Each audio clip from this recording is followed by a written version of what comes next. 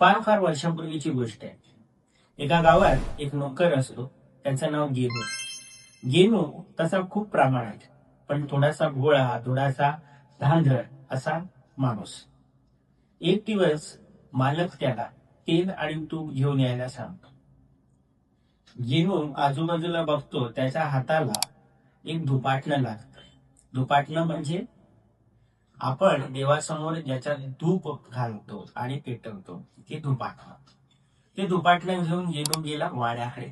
वाड्याकडे त्याने तेल मागितलं. वाण्याने त्याला तेल दिलं, ते त्याने धुपाटण्यात घेतलं. वाणी तूप आणायला गेला तेव्हा त्यांनी धुपाटणं उलट केलं.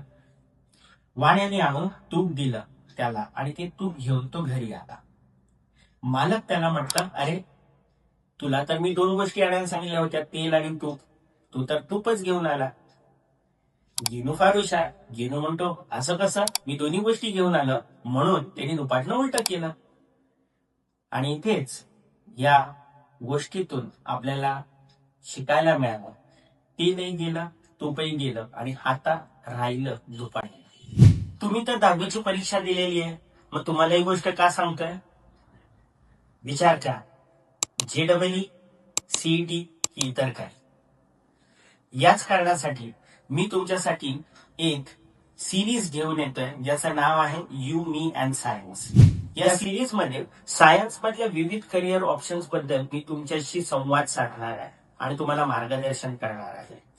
कुठे? तर इथेच आपल्या ह्या क्लासमध्ये. पुढील माहितीसाठी आपल्या या चॅनलशी कनेक्टेड राहा. लवकरच भेटू यू मी अँड सायन्स मध्ये.